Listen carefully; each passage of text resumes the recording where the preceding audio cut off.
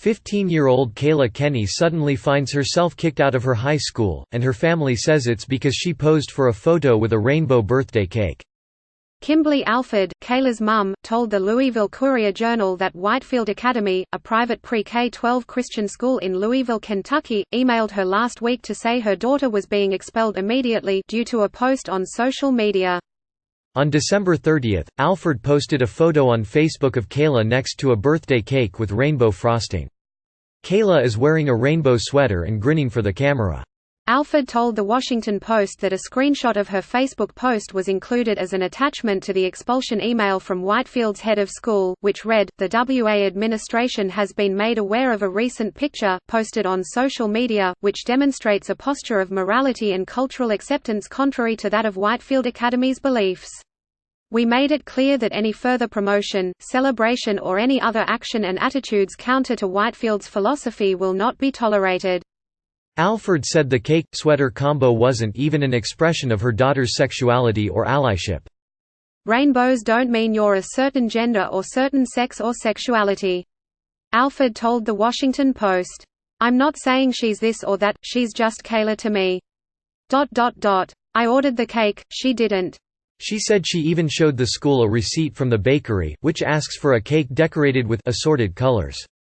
Whitefield Academy released a statement saying the expulsion was the result of a series of violations. In fact, she has unfortunately violated our student code of conduct numerous times over the past 2 years, the school said in the statement. In the fall, we met with the student to give her a final chance to begin to adhere to our code of conduct. Unfortunately, she did not live up to the agreement, and therefore, has been expelled. Under general discipline policies in Whitefield Academy's parent-student handbook, the school spells out its role to work in conjunction with the home to mold students to be Christ-like. On occasion, the atmosphere or conduct within a particular home may be counter or in opposition to the biblical lifestyle the school teaches.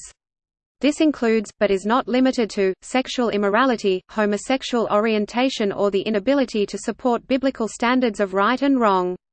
Maybe that's enough cover to consider a rainbow cake the final straw.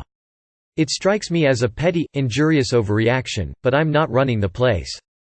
I do think it's worth pausing though, before we shrug and move on to the next news story, to consider what message this sort of event sends to kids who are figuring out who they are and who they love and where they will fit into this world. I do think it's worth pausing and saying, loud and clear, your faith and your sexuality don't have to be at odds. If you identify as a Christian and you identify as gay, you don't have to cleave off one part of yourself to remain true to the other. No one explains this better than John Pavlovitz, a North Carolina-based minister and author whose work I've long admired.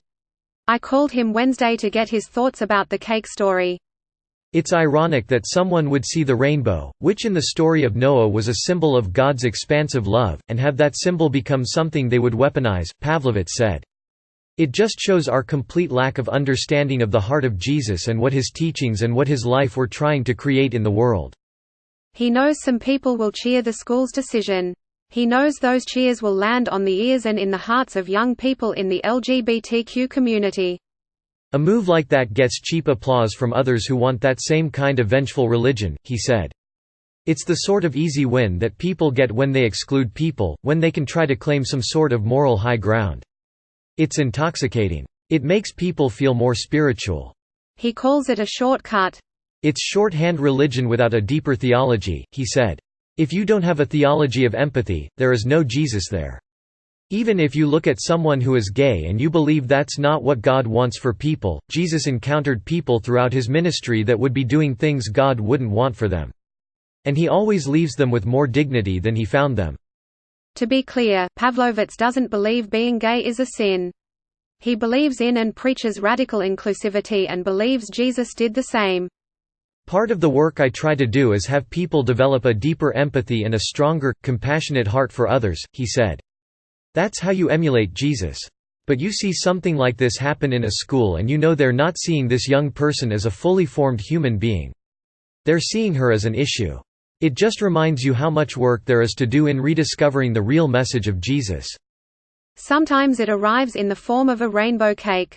Join the Heidi Stevens Balancing Act Facebook group, where she continues the conversation around her columns and hosts occasional live chats. H. Stevens at chicagotribune.com. Twitter at HeidiStevens13.